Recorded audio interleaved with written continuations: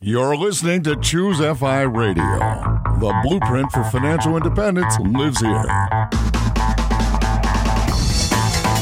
If you're looking to unlock the secrets to financial independence and early retirement, you're in the right place. Stay tuned and join a community of like-minded people who are getting off the hamster wheel and taking control of their lives in the pursuit of financial independence. Choose FI, your home for financial independence online. This is your host, Jonathan Mendonza. Welcome to episode 2 of the Choose FI Radio podcast. With me today is my co-host, Brad Barrett. Hey, Brad. Welcome back to the studio. Episode number 2. That's right. We made it to our whole second episode. Very impressive. I think what we really decided we wanted to do today is dive right in and talk a little bit about your journey. I've heard your story, in the past, and it's an awesome one. But our audience hasn't, and we would really like a chance to kind of share what that progression was. So just in the studio a little bit earlier, we were talking about it, and we wanted to really dive in and figure out, how did you make that leap from being in the cubicle, 9 to 5 at a major tax firm, to saying, you know what, I want to try something different. I want to see what this life of financial independence looks like. I want to experiment with this laptop lifestyle. How do you do that? Yeah, it's been a long process. I mean, I am not an overnight success story by any stretch of the imagination. I mean, this has been a journey filled with ups and downs and, a lot of stress, a lot of amazing successes. But it's one of these things where I'm just so thankful I started on that path. And I guess it's been about 8 years now, which is quite a long time when I think about it. I think the original genesis of just having any idea of starting an online business was Tim Ferriss's The 4-Hour Workweek. I've read that. That's a really good book.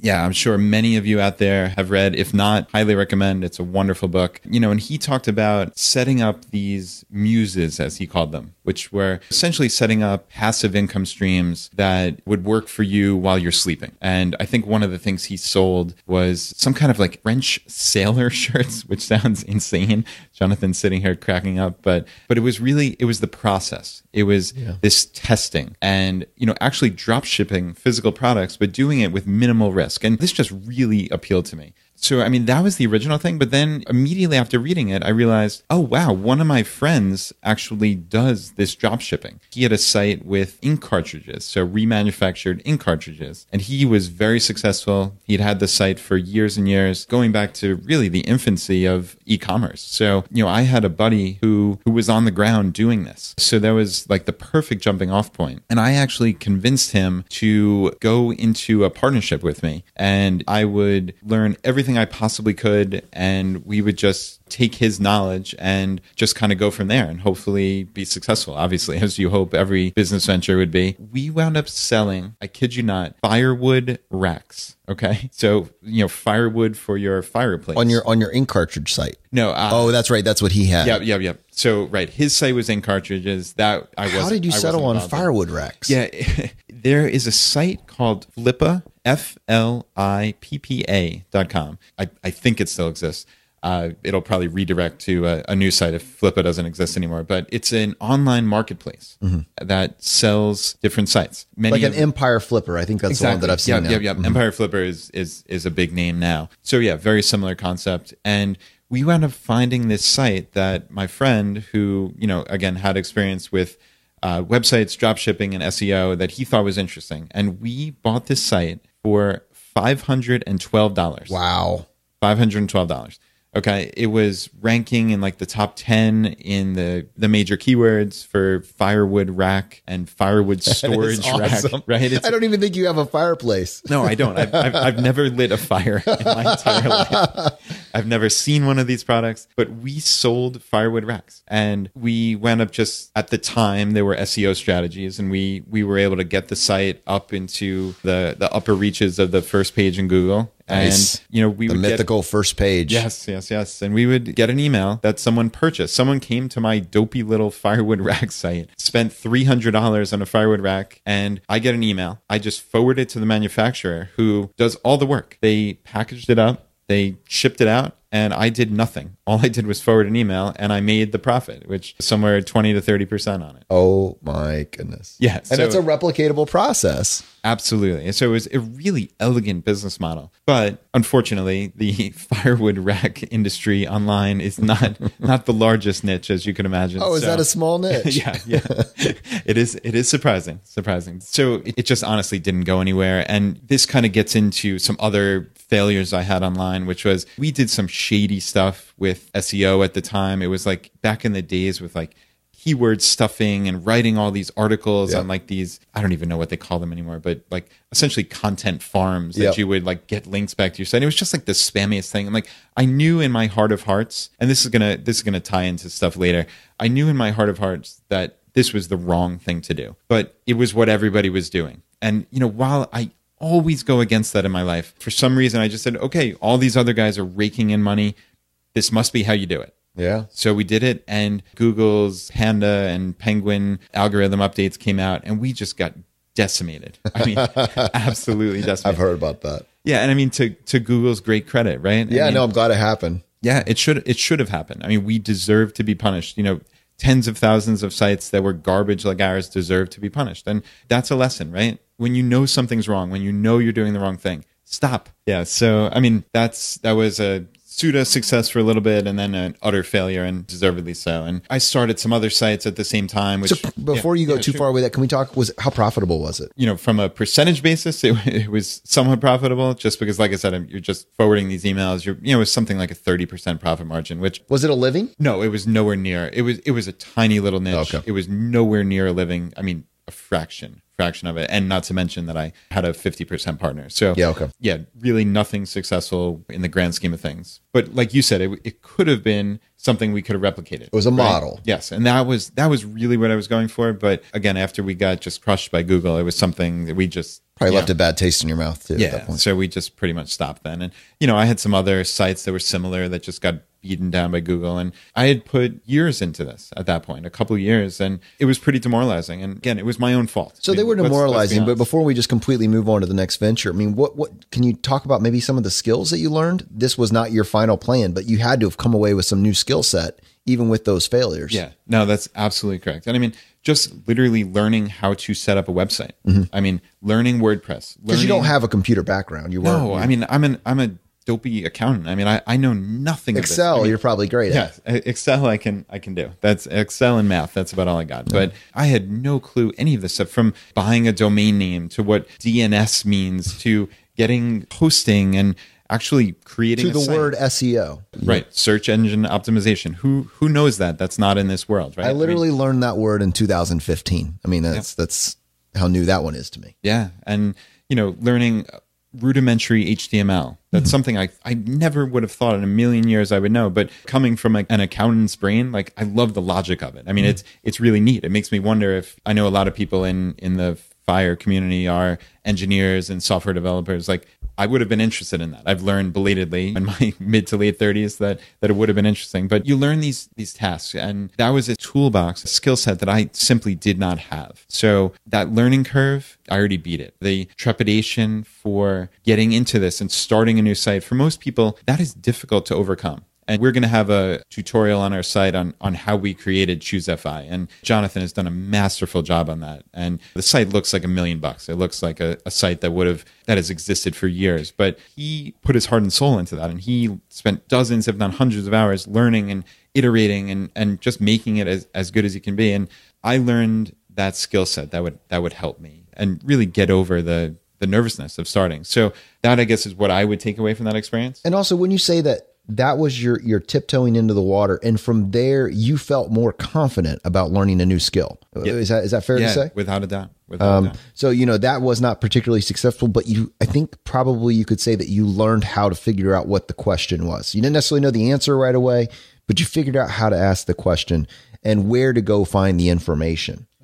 Without a doubt. And I also learned some things obviously not to do, as I've mentioned. I also learned some people succeed wildly in things that they don't care one iota about. Okay. But I know for myself, I learned this about myself, that I was not interested in firewood racks. I was not interested in these other dopey, content farms that I created on nursing programs in New York City, which honestly, we had this one keyword, and I doubt this keyword will do anything, but it was LPN programs in NYC. Okay. Now, that one page made us like $500 a month in Google AdSense alone. I kid you not. Oh my goodness. Jonathan's wheels are spinning now. How can I create a nursing site? That's right. But LPN, I mean, honestly, like RN, DO. So, I mean, for a very short time, that one page that I outsourced that article for, I think $4. I kid you not, $4. That article made $400 to $500 a month for a couple months until we got decimated. So, you learn a lot of these things, and I learned what I didn't want to do, which was the drudgery of something that I wasn't interested in. So that was an essential takeaway for me. And the next thing was, okay, I can either give up at this point. I've invested a couple years, nights and weekends, time away from my wife, that amounted to essentially nothing on paper. If you're looking from the outside, it amounted to nothing. But I knew that it amounted to something because I had learned all these things over those years. I put in the time, and I could have given up, or I could have doubled down and taken what I learned, that I need something that I'm passionate about, and create a new project. And that's what I did. And what was that next project? Yeah, so that was a personal finance site. Surprise, surprise. We're here talking about financial independence and early retirement. And the personal finance site was called richmondsavers.com. And that one is still active today. It's doing really well. Yeah, it still is. And obviously the name doesn't evoke, national aspirations. We live in Richmond, Virginia. We save money. That essentially is what it means. Some people think it's like a coupon blog or some godforsaken thing like that.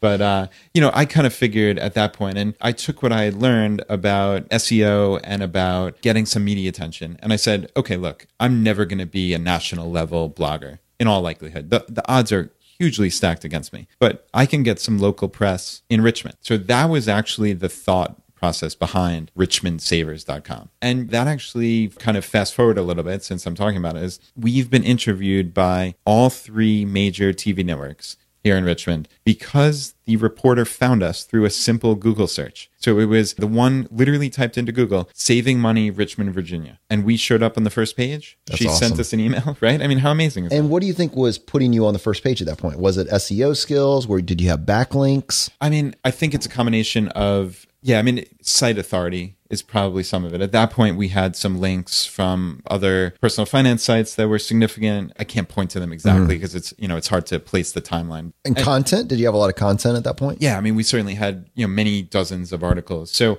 I think we naturally showed up in Google rankings. So it was at that organic. point. Yeah. But it was neat to have that plan in the back of my head that said, okay, it's possible we're going to get some media attention in Richmond. And it literally happens organically, like you said. Yeah. I mean, that's cool. That's one of those things that I point to and say, wow, I did that right. That was a good plan. So already from this conversation, you're thinking about finding a niche. What is that niche going to be? How far down that rabbit hole do you go? And then at what point do you pull back and you say, you know what, I do want to broaden my audience a little bit. I need a few more people. So Fire Axe, maybe a little bit too niche. Richmond Savers, maybe a great idea, depending on how much you want to scale your business. So from there, I mean, that site's still going. What do you think it was about that particular site that really helped it elevate itself above the noise? Yeah. So, I mean, there are, as we know, thousands of personal finance sites. And I would say it's twofold. One is personal relationships. I feel in life and business, even though this is the online world, right? Personal relationships still matter. They matter really more than anything. Once you're minimally qualified, right? In just about anything, it's creating, and this is not networking in that scammy kind of, here's my business card, look how great I am type of way, but just creating genuine personal relationships. And I've gotten links and people helping me out just because I was a genuine person and I helped them out. And I'll kind of come back to this in a minute, but really where my site gained some attention was through this concept of travel hacking. And we'll talk about this in the future in depth, but it's basically using credit card rewards points to travel for free or close to free. And I wasn't the originator of this concept by any stretch of the imagination. I came into the game pretty late, but what I wound up doing was researching a trip to Walt Disney World for my family. There are millions of families who go to Disney World every single year.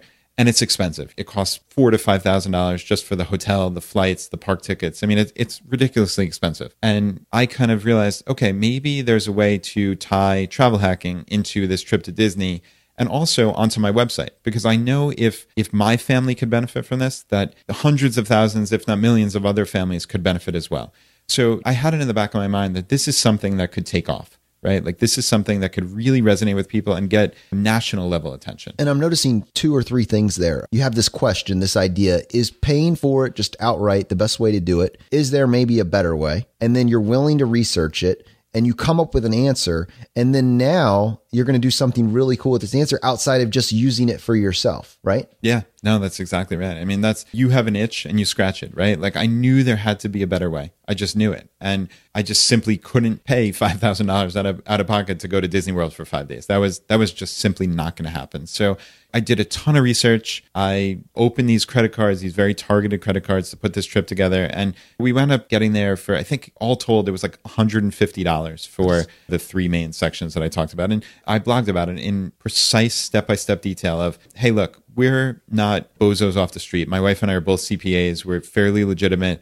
If we can do this and we can research it and we think that it's legitimate, here's how you can do it. And we wound up getting really huge attention, outsized attention for this. We wound up getting mentioned in this superbly popular article in the New York Times in, I think it was January of 2014 at this point, which is quite a long time ago, but it just blew up our site. I mean, it literally blew up our site. Actually, the site crashed almost immediately, but luckily we had backups, which is another tip for anybody making a site out there. Oh gosh, please have backups. Yes. Yeah. And then now that exposure completely did move you to a national platform. Yeah, without a doubt. And you can always say, I was in the New York Times. I was featured in the New York Times. And those little trust things, they matter. They really do. I mean, people come to your site and you see a little as seen on. And on my site, it's the Huffington Post, Lifehacker, the New York Times, I ABC, love the Lifehacker CBS. one, by the way. I would love to just talk about how you made it onto Life. Was it that same article that made you on Lifehacker? Yeah, so it was originally that one. So that was where we got mentioned for the Disney article. Literally, the writer just saw that article in the New York Times. They didn't even interview me, I don't believe, for that. They just wrote up about it. And I actually have an interesting story about Lifehacker that ties into the personal relationships that I was talking about 10 minutes ago, which is I had befriended a writer. She had her own personal finance site. I helped her with travel hacking personally. So this was part of how I got my name out there, which is I offered my time and advice and expertise for free to anybody. It wasn't just bloggers. This was not some master Machiavellian plan to become successful. This was, I would help anybody that came to me, basically. Yeah. And, my name got out there in the personal finance blogger community that, hey, this guy knows what he's doing. He'll jump on the phone with you for 30 minutes and help you out. And he's not looking for anything in return. Yeah. And I wound up helping someone a couple years before, and I wound up writing her an email just to say hello and tell her about this project that I was doing with the Disney World trip and just seeing if she could help in any way. And she said, no, it doesn't really fit into my audience. They're really targeted towards millennials. But she's like, I do write for Lifehacker, and I could see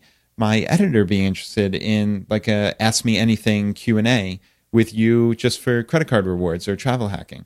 And I'm like, okay, that sounds amazing. I bet you I read that article before I even knew you, because I've been a Lifehacker fan for a long time. And I think I remember that credit card article, but I didn't know who you were at the time. That's so actually cool. Hilarious now, but I'm very confident that I read that article. Yeah, that's super cool. And so literally within one day, I had a 60-minute live Q&A planned for the following Monday on Lifehacker. I mean, that's how quickly this went down. She just sent an email to her editor. He said, that sounds fantastic.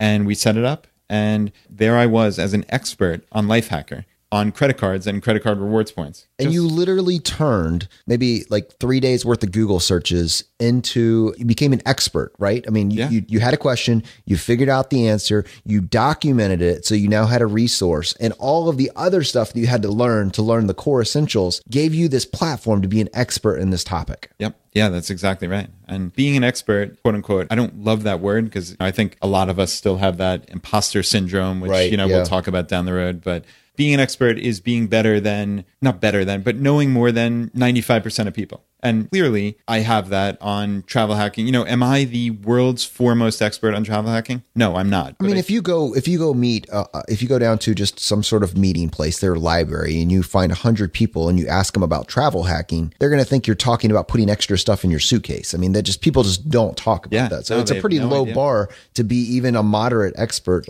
in that space. Yeah. So, and it just takes some research and it takes a platform. Right. Yeah. I had that platform at richmondsavers.com to put it together. And I think people also relate to real people, as silly as that sounds, but we don't hold ourselves out as experts. We have a picture of our family of 4 with our 2 daughters smiling out at everybody. Yep. We are a real family. And that was something that I always really stressed, right? I'm a regular guy. I was sitting in an office just like you, doing my tax returns and hoping for a way out. Right. And I worked and I found it. So I am not any different. And I think people relate to that and they want to know that they can actually do this. And I think that's part of what we're doing here at Choose FI, right? We are experimenting and we're showing you the good, the bad, the ugly of this. We don't know how all these experiments are going to turn out, but we're going to experiment in front of you. That's why we call it the fishbowl. Yeah. You're going to get to look in and see what we do. And I mean, that's really cool. And you don't need to do everything that we're doing, but at some point you need to see somebody model something for you and to see that it's possible and not always see the finished product, but to actually see it as it's happening and see where it goes. And it's inspiring. It's inspiring for me when I see somebody doing it. It's hard for me to look at a millionaire or a billionaire and appreciate all the little things that they potentially had to do to get there. All I see is that they are a millionaire or they are a billionaire, and almost instantly they become unrelatable. Choose FI is where relationships start. We want you to relate to our content. We want you to relate to our ideas. We want you to visualize it as something that's simple. It doesn't require that you have 6 or 7 letters after your name. It's something that you can just grab onto and do, and you don't need to have every idea. You don't need to have every skill. You can just figure out the 1 or 2 things that you like and figure out how to implement it and drastically improve your life. And so when we're diving into these stories with Brad, I just want you all to really focus on what his mindset was and what he learned from that and how he implemented that in the next project. So his next one is really exciting, and you're going to really see how these tied together. This makes once you see his decision tree, you will understand how these came to the conclusion. So you learned about a new type of way of earning money with this last project. So initially, when you did the Disney Saver, you learned how to get this trip for free. Very, very cool. But that's not where your learning stopped. What was the next step in that, Brad? Yeah. So from the blogger's perspective, from my perspective as the website owner, it was how can I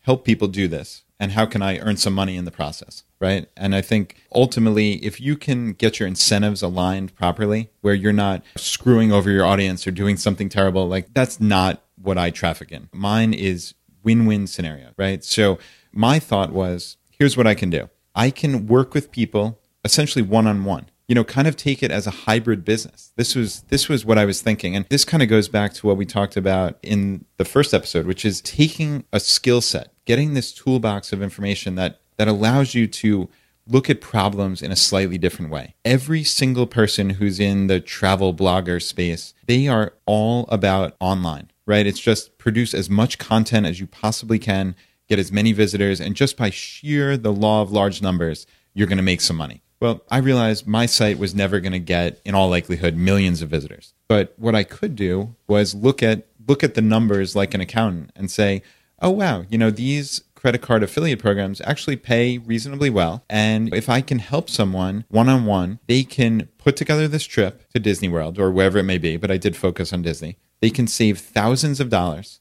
They can get all these points. They can tell friends. This could spread. So they're getting this trip for free. I'm getting money from the credit card company. So all that the people who I'm working with, all they had to do was just simply click on links on my website. There was no harm to them. They obviously were only going there if it was the best possible link. So again, incentives align. It is literally the cleanest, most beautiful monetization program I've seen. It allows you to actually work with the people on the site in a very benevolent type of way. And just, I want to give you this information. Do you want to take your wife to Italy or to Europe? This is how you can do it for $5,000 less than your original plan. Thank you, sir. Mm-hmm. I appreciate it. Yeah. And I realized, okay, this is something that I can be proud of, and this is something that can work. I literally did one-on-one coaching. So I made it a hybrid business of an online site and an actual business. I mean, I would literally get on the phone with people. I was still working then. So I had scheduled calls at 12 and 12:30. And then when I got home at like 7 and 7:30. So, I mean, I would spend potentially 2 hours on the phone a day with just random people from the internet. And they weren't paying me a penny at that point. Not one person ever paid me $1. And, it was enough that they clicked on these links and, some of them never did. Some of them never followed through. And I never knew. They could have just Googled the card, right? But, again, people want to help you out when you help them out. That's just the way the world works. And that was this business model. And, it really worked. And, I got my name out there. I wound up, again, helping other personal finance bloggers. And they would mention me in passing. It wasn't something overt that I did to get links or anything. I was just making relationships and helping people. And I think that's a big contrast to the way you learn about marketing in school. When you're just doing it for a class, they talk about going to a conference and taking 45 business cards and trying to get 60 business cards and doing a follow-up email. And it's very spammy, as opposed to you have something to offer and you're offering to help somebody. And I think that's the beauty of when you view relationships and that particular perspective. You're just about making connections and about seeing how you can help somebody, looking at their products and services, seeing what they're offering, and see how you can lend a hand with that in some way, shape, or form. Yeah, without a doubt. And if you know me at all, as you'll get to know me certainly over the next months and years, I'm a pretty introverted guy. I go to a conference and I hang out with the 5 people that I know. So I'm not handing over business cards. I mean, again, with me, it's creating those real relationships, friendships. These are not contrived things that you're going to a conference and doing the glad handing and all that other nonsense. Some people do that and some people are very successful. That's a different person than I am. For me, it's about these relationships. So that is really where any level of success that I had came from. And then I'm sure Jonathan was going to ask this next, but I'll just kind of jump into it, which is my next project, right? So my next project was Travel Miles 101 or 101.com, right? So I realized very quickly that I could not scale my one-on-one coaching at Richmond Savers. There was only a certain number of hours in the day, and I had at that point 2 young daughters, and I didn't want to be on the phone for hours a day, especially if I didn't know people were following through. And it just became too much. And we had a decent bit of traffic at that point, and people were signing up, and I couldn't help people in the way that I wanted to. And it just was impossible. It became very stressful. And we talked about passion before. And I have a real passion for helping people save money. And I wanted to do this in the best way possible. And this method that got me from 0 to a pretty successful site, this one-on-one coaching, that was wonderful for the time, but it just wasn't scalable. So that was kind of the thought process behind the pivot, I would say. And what I did was I wound up partnering up with a friend of mine, Alexei Zemsky, who has a website called Miles Dividend MD. He's a medical doctor, actually. And he had that already, right? That was his site before y'all. Yes. So yeah, that's how we got to know each other. He was another personal finance guy who was interested in travel hacking. And somehow or another, we came across each other, just started emailing and spoke on the phone a couple of times, just this perfectly organic friendship like we're talking about, right? And I had this idea in January of 2015 for a travel hacking course, we called it, which to people in the know, in the blogger sphere, it's just an email autoresponder. But it was more than that. It was, again, we built it as this course, and it was, at the time, it was 30 days. And, we've iterated a million times since then and gotten it down to shorter than that. But it was an email a day for 30 days. And we would give you bite-sized lessons. At the end of that 30-day period, you would be able to confidently move forward as a travel hacker, both on the earning and redeeming side. And I've taken that class and it's good. It's really good. Yeah. And well, I appreciate it. And, so that was what we thought of, right? So, this is something that can scale because it doesn't matter if we have one person sign up a day or 10,000, it's just an email series. Right. So we spent a boatload of time putting this course together and creating these videos, creating all this content and really coming up with a sequential way to teach people travel hacking. And I guess, the most interesting thing is that we started advertising this, quote unquote advertising. We'll talk about that in a minute, but advertising it before we even had a course, literally. So we are both members of the Mr. Money Mustache online forum community, which is, one of the most thriving, if not the most thriving personal finance community online, certainly in the FIRE community. And we wound up just putting a post saying, hey, everybody, we'd love to help you. Travel hacking is perfect for mustachians. And this is the perfect community. We want to help. We're going to take our knowledge, put it together in this course. Sign up. It's free. We're not looking to get anything out of you. And we wound up getting something in the first couple months. We wound up getting maybe like 500 people to sign up. That's awesome. Just from this one post, really essentially, right? And again, we put that post up before we had created the first lesson of the course. So it was a sink or swim moment because we said now you had a hard deadline. I mean, you had to make the product. Yeah, and that is so. It was the best thing we ever did because we would have procrastinated in all likelihood and tried to perfect it and blah blah blah, and it would have taken months. And who knows if it ever would have gotten off the ground, right? And right. On February 1st, 2015, that first email was going out, whether we had it or not. And I mean, I kid you not, we were still in production on like February 11th. Of course you were, yeah. Right? Like it was hilarious. Like uploading the email for February 12th. I mean, like that's how just in time this was at that point. But again, taking a step back and looking at the bigger picture, I realized I could not possibly scale the original process I had, but that I was onto something as a business model. Yeah. This is something that people need, people can benefit from, and that I can make some money off of in a perfectly incentivized way that we all win. Right. And that has always been my goal. We have been intellectually honest from day one about this. And that's something that's essential to us. So that's really kind of the arc of my entire online business career in a 40-minute podcast, whatever we're up to here. Brad has been featured on multiple podcasts and video podcasts over the last several years. And I've always wanted to go deeper into this because it's not just the travel hacking. It's not his specific course or his specific site. It's the perfect example that thousands of other fire community members and bloggers and business owners have gone through. It's this process of sharpening the steel and figuring out what your goal is and getting you a little bit closer and learning a new skill and then learning how to turn that. And you always hear, well, you learn best from your mistakes, or, well, that was his success, but he's got a lot of failures behind him that got him there. But this is what it actually looks like. I mean, yes, you have failures, but what are those actual gems that you're finding in the failures? What are those things that you're learning from it, and how are you using those in the next ones? And so what I'm hearing specifically in this last transition is scalability. Are you going to, when you pick a goal, if at the end of your goal, if you have to be there and you're helping one person, and that's the most you can help before you have to get a second person to help another person, you're screwed. That business model is not going to be sustainable for you or get you to where you want to be. You have to be at a place where you can affect thousands and hundreds of thousands and have the opportunity to affect millions of people. So when you take your idea and you learn all these skills, the next step is figuring out how can I reach the masses and how can I make this a win-win for me and for them? Because they're all going to win.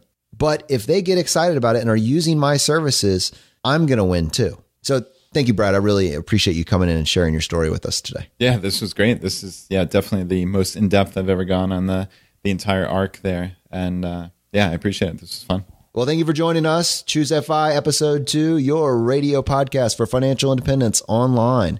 You're listening to Choose FI Radio. The blueprint for financial independence lives here.